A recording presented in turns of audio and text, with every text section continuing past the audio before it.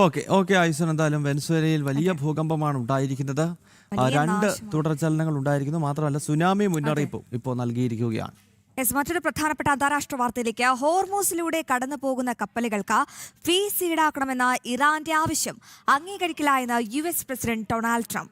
മറ്റു രാജ്യങ്ങൾക്ക് അനുവദിക്കാത്ത സൗജന്യങ്ങൾ ഇറാന് പ്രത്യേകമായി നൽകാനാകില്ല. തടഞ്ഞുവെച്ച ഫണ്ടുകൾ ഇറാന് ലഭ്യമാക്കുമെന്നും അമേരിക്കയുടെ സംരക്ഷണത്തിലാകും അവയെന്നും ട്രംപ് പ്രതികരിച്ചിരുന്നു.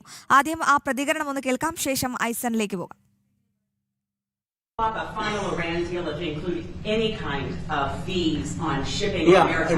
It would be unacceptable to me because we have numerous straits, and if you did that for them, you'd have to do it for other people. You have other straits. I wouldn't allow it there either.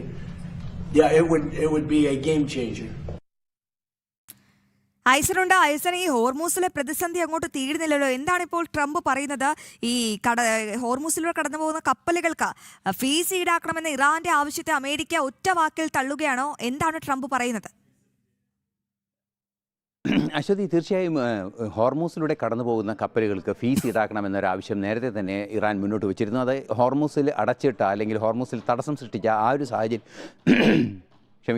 ഹോർമൂസിൽ തടസ്സം സൃഷ്ടിച്ച ആ സാഹചര്യത്തിൽ തന്നെ അത്തരത്തിലൊരു നീക്കമാണ് ഇറാൻ്റെ ഭാഗത്തു നിന്നുണ്ടായത്. അത് ഒരു തരത്തിലും അനുവദിക്കാനാവില്ല എന്ന ഉറച്ച നിലപാട് തന്നെയാണ് ഇപ്പോൾ ട്രംപ് വ്യക്തമാക്കിയിരിക്കുന്നത്. മാത്രമല്ല, അത്തരത്തിൽ ഏതെങ്കിലും ഒരു രാജ്യത്തിന് പ്രത്യേക കൺസെഷനുകൾ അനുവദിക്കുകയാണെങ്കിൽ അത് മറ്റു രാജ്യങ്ങളും ആവശ്യപ്പെടുന്ന സാഹചര്യം ഉണ്ടാവുകയും അതൊരു കീഴ്വഴക്കമാവുകയും ചെയ്യും. അത് ഒരു തരത്തിലും അംഗീകരിക്കാൻ സാധിക്കില്ല എന്ന ഉറച്ച നിലപാട് തന്നെയാണ് ട്രംപ് കാലങ്ങളായി ഈ വിഷയം ഉണ്ടാകുമ്പോഴെല്ലാം തന്നെ സ്വീകരിക്കുകയും ചെയ്യുന്നത്.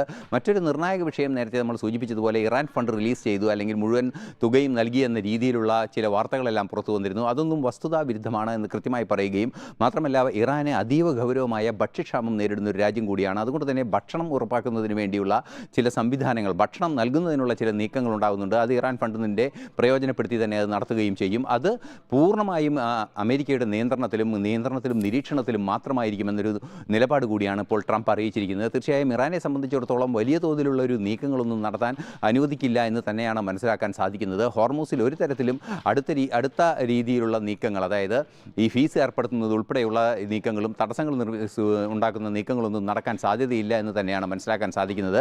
മറ്റൊരു നിർണായക വിഷയം, ഹോർമൂസിലെ കുടുങ്ങിക്കിടക്കുന്ന നാവികരെ മാറ്റുന്നതിനുള്ള, അവരെ സുരക്ഷിത സ്ഥാനത്തേക്ക് മാറ്റുന്നതിനുള്ള നീക്കങ്ങൾ IMOയുടെ നേതൃത്വത്തിൽ പുരോഗമിക്കുകയും ചെയ്യുന്നുണ്ട്. അശ്വതി.